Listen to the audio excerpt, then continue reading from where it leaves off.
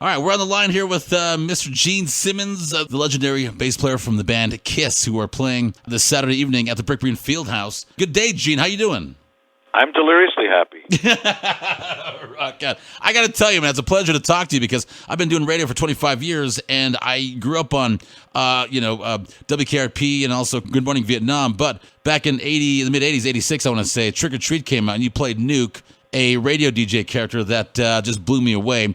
And I thought, how cool is that? Wearing a cowboy hat and shades and cowboy boots in the studio, you know? I thought that was just insanely cool. Well, a long time ago, DJs used to have this kind of, it's the sweep of the station, that's sweep of the nation, you guys talk about, we're good. Hey, it's the Gator coming at you, right from front. You know, all these guys, like Steamroller. Yeah, exactly. And you made the perfect radio DJ, but also you made a pretty cool villain, which I thought in movies like Runaway and Wanted Dead or Alive with Rutger Hauer. Any desire to do that again? They always make me the bad guy and then they kill me. Yeah, right. Yeah, my last name is Mullock, and I used to get called Mullock Al-Rahim all the time after that movie came out. I'm like, it's not the same thing. I'm Eskimo. I'm Eskimo, man. You know, not that it made a difference or anything. Are you Inuit? I am Inuit. Yes, yeah. Just wanted to show you that I know what I'm talking about. I used to teach 6th grade. How boring is that? 6th grade. Yeah, my mom was a teacher until 3 years ago. No, she taught for 30 years. To learn something more about the Inuits, you should know that 50,000 years ago, they crossed the Bering Straits from the Russian highlands and so on, because the Inuits originally came from Asia, Mongolia, and China, and so on. Yeah, exactly. The land bridge theory, which I thought was pretty interesting, and the Japanese. Well, it was not a land bridge; it was an ice bridge. An ice bridge. It froze over about 27 miles of ice, and that's your lesson for today, children. It's like the Alice Cooper scene from Wayne's World. So, have you played in Alaska before? Sure. As a matter of fact, the first time we played Alaska was 1974. Wow. We played Fairbanks and Nome. Oh, that's where I was born, Nome, Alaska. Yeah, the Maine and McDougall Memorial Hospital and then we played January 1st of 2000 in Alaska. How do you remember these dates and years? Well, I've never been high or drunk in my life, so my memory is really good. Wow, that's amazing. That's great to hear. And, of course, you got a lot of great things going on the side because KISS is a huge enterprise. It's a great business. You've got the L.A. KISS, which is an arena football team, the 3rd season, I believe, you're going into? Yep, and we're 3 games away from either being in the national playoffs or not. We'll find out soon enough. We also have our KISS Cruise, which sails one of these superliners that has thousands of fans on it, and we get on it too. That's our 6th or 7th year. And we have our KISS Golf Course in Las Vegas and our Rock and Brews restaurants, which are, across the world. I mean, it's a band that's actually America's #1 gold record award-winning group of all time in all categories, so says the Recording Industry Association, which is really weird because we never really played the singles game. We just do what we do. Right, exactly. You keep going and forge ahead, and it's amazing. This juggernaut is it's still going, and the business acumen that you have is incredible. Has there ever been a product like too wild for even you to sign off on? Yeah, Kiss Crack. Well, that would just be the CDs. You know what I'm saying? I think that would be pretty much you it. sell lots, but probably not a good idea. Yeah, exactly. So what's your opinion on some of these rock bands are getting older, they're fracturing off, some are merging together like Axl with AC/DC? What do you think about that? Do you think you guys would ever do that with some other bands? It's great. I think Axl being with AC/DC, best thing that can happen to both bands.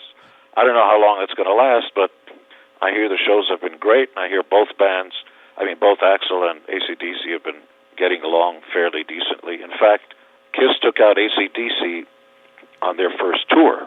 Oh, wow. The bands we've given first tour to have included, AC/DC, Rush, Cheap Trick, Motley Crue, Bon Jovi, Judas Priest, Iron Maiden. I mean, the list is long. Good times. Holy cow. Yeah, and speaking of switching up singers, when you guys do Beth and Hard Luck Woman, do you still do those live on stage? We do Beth sometimes, but we also do an unplugged hour show for some fans before the actual concert where they get to yell out songs. Oh, cool. And we just do them on the spot, and we have a great old time together. But when we pick the set list for, the bombast that is a KISS show, we always pay attention to how it works visually, because as you may have heard, we have more firepower on that stage than most third world countries. Exactly, yeah. And when we play outdoors, there's so much firepower that we actually call local airports to make sure low-flying planes don't fly overhead, because we will knock them out of the sky. That's incredible. But speaking of firepower, I'm also a stand-up comic, and one of my goals is to start doing USO shows. I want to give back to our soldiers out there, defending our front lines, defending our freedoms and everything. And you, with KISS, you guys are all about Wounded Warriors, USO shows. What can you tell us about that? The tour is called Freedom to Rock. Mm-hmm. Number one, we're avoiding, New York, L.A., and, those kinds of cities, and concentrating on the heartland.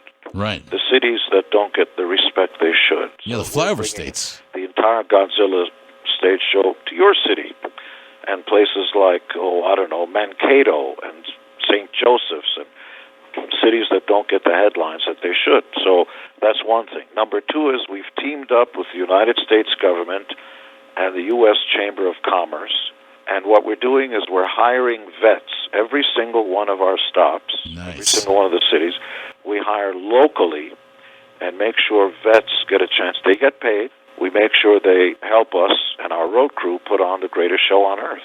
You got to give back. Yeah, exactly. How would you learn more about this, by the way? If you go to kissonline.com, mm-hmm. or if you call any vet organization locally, they'll tell you exactly how to do it. Or you can go to vettix.org. Okay, gotcha. Now, of course, if people want to get a great recorded experience of KISS live, you've got KISS Rocks Vegas. Now, this is coming out in about a month's time on August 26th. I do believe it's coming out, right? Well, KISS Rocks Vegas chronicles our short run in Las Vegas about a year ago. We set up our amps and all this kind of stuff to try new things we were going to use in our stage show, and then just decided to open the doors and let the fans in, and decided to film it and record it. So that event became a motion picture that was seen around the world in thousands of movie houses, I believe about a month and a half to 2 months ago.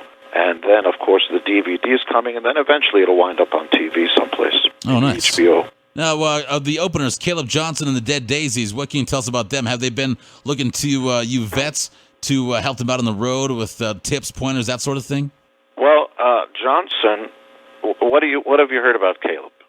He was an American Idol guy, and he had an acumen for stage presence. He actually won, but I don't care about that stuff. The truth is, he's a great rocker. He's one of those great voices you hear every once in a while. You go, wow.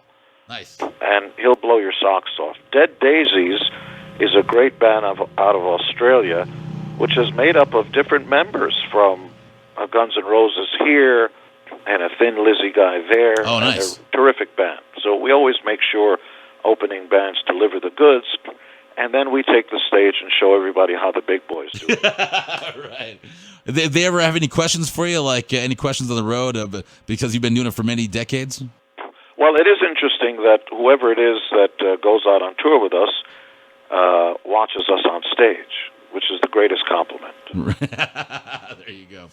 Well, I just got to say, Gene Simmons, after growing up on 6 different Indian reservations, because my mom is Indian, my dad's Eskimo, music is an escapism that we've had. So I had to steal my uncle's cassettes. He had the Kiss Army posters all over the ceilings and everything, and that's how I got introduced to you guys. And, of course, the makeup is just quite a splash. And I just want to say thanks again for... Your uncle clearly has good taste. Yeah, that he did.